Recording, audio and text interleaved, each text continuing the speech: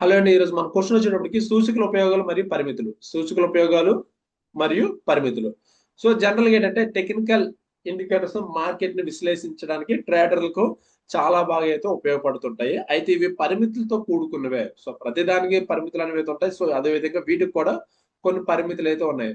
అంటే ఇక్కడ ఏంటంటే ఇండికేటర్స్ వల్ల ఉపయోగాలు వాటి యొక్క పరిమితులు తెలుసుకోవడం ద్వారా ట్రేడర్స్ ఒక అవగాహన నిర్ణయాలు అనేవి అయితే తీసుకోవచ్చు. ఓకేనా? ట్రేడర్ లో ఒక అవగాహన నిర్ణయాలు అనేవి అయితే తీసుకోవచ్చు. ఫస్ట్ ఏంటంటే ఈ యొక్క యూజెస్ ఆఫ్ ఇండికేటర్స్ చూద్దాం. యూజెస్ ఆఫ్ ఇండికేటర్స్ అనేది ఒకసారి చూద్దాం.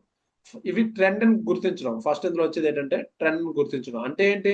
ఈ ఇండికేటర్స్ అనేవి మార్కెట్ ట్రెండ్ బుల్లీసా లేదా బేరిస్ లో ఉందో గుర్తించడంలో సహాయపడతాయి. ఈ ఇండికేటర్స్ అనేవి మార్కెట్ ట్రెండ్ బుల్లీసా లేదా బేరిస్ లో ఉందో గుర్తించడంలో అయితే సహాయపడతాయి. Example moving averages MACD. Example ఏంటి? Moving averages MACD. And next వచ్చేటప్పటికి ఎంట్రీ అంటే ఎగ్జిట్ పాయింట్స్ కు మార్గదర్శకం. అంటే ఈ సూచికలు ఏంటంటే ఈ సూచికల ద్వారా సరైన సమయంలో ట్రేడ్ చేయడానికి స్పష్టమైన సిగ్నల్స్ అనేవి అయితే లభిస్తాయి. ఈ సూచికలు అనేవి సరైన సమయంలో ట్రేడ్ చేయడానికి స్పష్టమైన సిగ్నల్స్ అనేవి అయితే లభిస్తాయి. ఎగ్జాంపుల్ మనం చూసుకుంటే RSI and stochastic oscillators. RSI and stochastic oscillators. And next market సైకాలజీని అర్థం చేసుకోవడం. మార్కెట్ సైకాలజీని అర్థం చేసుకోవడం అంటే మూమెంటం ఇండికేటర్స్ ద్వారా బయ్యింగ్ లేదా సెల్లింగ్ ఒత్తిడిని తెలుసుకోవచ్చు. మూమెంటం ఇండికేటర్స్ ద్వారా మనకి example RSI relative strength index ద్వారా బయ్యింగ్ అండ్ సెల్లింగ్ అనేది అయితే ఆ యొక్క ప్రెజర్ అయితే తెలుసుకోవచ్చు. And next risk management. కొన్ని ఇండికేటర్స్ స్టాప్ లెస్ లెవెల్స్ నిర్ణయించడంలో సహాయపడతాయి. కొన్ని ఇండికేటర్స్ ఏంటంటే స్టాప్ లెస్ లెవెల్స్ ని నిర్ణయించడంలో సహాయపడతాయి. Example ATR, average true range, ATR అనేది. అండ్ నెక్స్ట్ వచ్చేటప్పటికి వాల్యూమ్ విశ్లేషణ, ఓబివి అండ్ వాల్యూమ్ ఆసిలేటర్స్. వాటి ఇండికేటర్స్ ను వాల్యూమ్ ఆధారంగా ట్రెండ్ బలాన్ని అయితే అంచనా వేయగలవు. సో వాల్యూమ్ ఆధారంగా ట్రెండ్ బలాన్ని అయితే అంచనా అయితే వేయగలవు.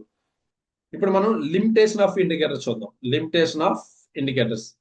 సో ఇవేంటంటే లేట్ సిగ్నల్స్. చాలా మంది ట్రెండ్ ఫాలోయింగ్ ఇండికేటర్స్ ఏవైతే ఉన్నాయో ఆలస్యంగా సిగ్నల్స్ అనుమతిస్తాయి. ఆలస్యంగా సిగ్నల్స్ అనుమతిస్తాయి. దాంతో మంచి ఎంట్రీ అనేది అయితే మిస్ అవుతుంది. సో దాంతో మంచి ఎంట్రీ అనేది అయితే మిస్ అవుతుంది. అండ్ నెక్స్ట్ ఏంటంటే ఫేక్ సిగ్నల్స్ కూడా ఇస్తుంటాయి. లీడింగ్ ఇండికేటర్స్ ఏవైతే ఉన్నాయో మార్కెట్ కదలికలను ముందే సూచించినా సరే తరచూ తప్పుడు సిగ్నల్స్ అనేది అయితే ఇచ్చే ప్రమాదం అనేది అయితే ఉంటుంది. ఓకే. నెక్స్ట్ ఏంటంటే ఒంటరిగా ఆధారపడకూడదు. పర్టికులర్ గా ఒకటే ఇండికేటర్ పైన ఆధారపడటం అంత సురక్షితం కాదు. మార్కెట్ క్షణంలో మారుతుంటుంది కాబట్టి సో ఒక్క ఇండికేటర్ పైన మనం ఆధారపడకూడదు.